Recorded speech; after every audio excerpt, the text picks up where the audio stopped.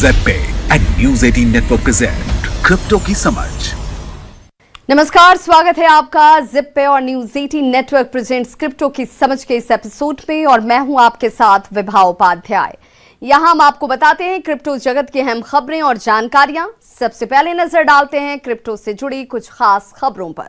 North Korea tired hackers ने $850 million crypto चोरी को दिया अंजाम। नॉर्थ कोरिया बेस्ड हैकर्स ने पिछले महीने पॉपुलर एक्सी इन्फिनिटी गेम के प्लेयर्स को टारगेट करते हुए $620 मिलियन के क्रिप्टो करेंसी की चोरी की। यूएस अथॉरिटीज ने पिछले दिनों इसका खुलासा किया। इस हैकिंग ने क्रिप्टो करेंसी की दुनिया को बुरी तरह से प्रभावित किया और क्रिप्टो करेंसी इंडस्ट्री में सुरक्षा के मुद्दे पर बड़ा सवाल उठाया है। इस चोरी से कुछ हफ्ते पहले भी हैकर्स ने $320 मिलियन की एक चोरी को भी अंजाम दिया था। ऐसे में सुरक्षा पर उठ रहे सवाल लाजमी हैं। बता दें कि एक्सी इन्फिनिटी एक ऐसा गेम है जहां पर प्लेयर्स गेम खेलकर या अपने अवतार को ट्रेड कर क्रिप्टो करेंसी कमा सकते हैं। फेडरल ब्यूरो ऑफ इन्वेस्टिगेशन यानी कि FBI ने अपने इन्वेस्टिगेशंस में पाया कि नॉर्थ कोरिया से associated cyber actors Lazarus group and APT38 ने इस चोरी को अंजाम दिया।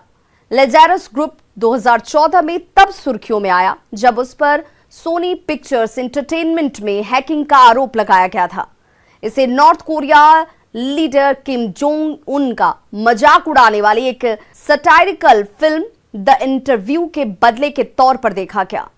जर्मनी बना सबसे क्रिप्टो फ्रेंडली देश। डिजिटल एसेट एक्सचेंज एग्रीगेटर कॉइनकब के एक स्टडी के हिसाब से जर्मनी 2022 Q1 के लिए सबसे क्रिप्टो फ्रेंडली कंट्री है। पिछले साल यह खिताब सिंगापुर के पास था जो इस साल दूसरे नंबर पर है और यूएस तीसरे नंबर पर। कॉइनकब ने बताया कि top digital asset welcoming Nations की रैंकिंग में पिछले कई महीनों में काफी बदलाव आया है। कंपनी ने कहा कि जर्मनी की क्रिप्टो करेंसी एक्सेप्टेंस और क्रिप्टो निवेश की अनुमति देने के ग्राउंड ब्रेकिंग डिसीजंस ने इसे Q1 2022 के लिए पहले स्थान पर रखा। अन्य देश जिन्होंने अपने क्रिप्टो फ्रेंडली प्रोफाइल में सुधार किया है वे हैं नीदरलैंड, फ्रांस एंड स्पेन। कॉइनकब ने बताया कि इसके बेहतर परफॉर्मेंस की वजह क्रिप्टो को लेकर इनका पॉजिटिव एटीट्यूड है। इसके अलावा क्रिप्टो ट्रांजैक्शंस में बढ़ोतरी हुई है और ब्लॉकचेन स्टार्टअप भी शुरू हुए। ये ज्यादातर उन रिपोर्ट से प्रेरित था जिसमें कहा गया कि इसकी साउदर्न सिटी लोगानो बिटकॉइन को लीगल टेंडर के रूप में स्वीकार करने के लिए तैयार है। कजाकिस्तान बिटकॉइन माइनर्स के लिए लागू करने वाला नया टैक्स सिस्टम कजाक गवर्नमेंट वर्तमान में नई टैक्स दर को माइंड डिजिटल करेंसी के वैल्यू से जोड़ने के लिए क्रिप्टो करेंसी माइनिंग पर टैक्सेस बढ़ाने पर काम कर रही है। मिनिस्टर्स ऑफ नेशनल इकोनॉमी एलिबेक कॉन्ट्रायरोव के अनुसार ऐसा करने से राजस्व में बढ़ोतरी होगी। दरअसल चीन के बिटकॉइन माइनिंग एक्टिविटीज पर रोक लगाने के बाद Kazakhstan in Chinese bitcoin miners के लिए एक अच्छे विकल्प के तौर पर उभरा। लेकिन अब अगर ये देश नए टैक्सेस लगाएंगे तो इससे क्रिप्टो इंडस्ट्री को नुकसान होगा।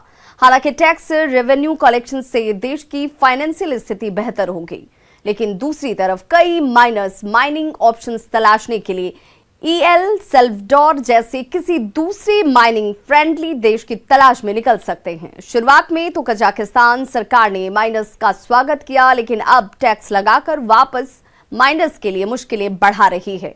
यदि सरकार इस योजना को लागू करती है तो कजाकिस्तान में माइनर्स को उनके द्वारा माइन की गई डिजिटल एसेट्स के वैल्यू के साथ साथ उनके टैक्स में भी बढ़ोतरी होती रहेगी।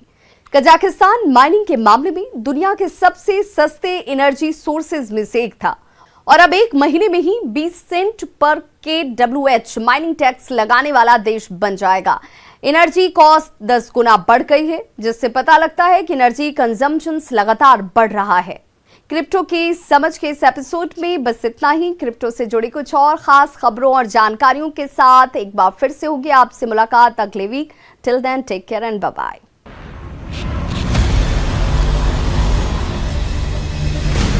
ज़ेड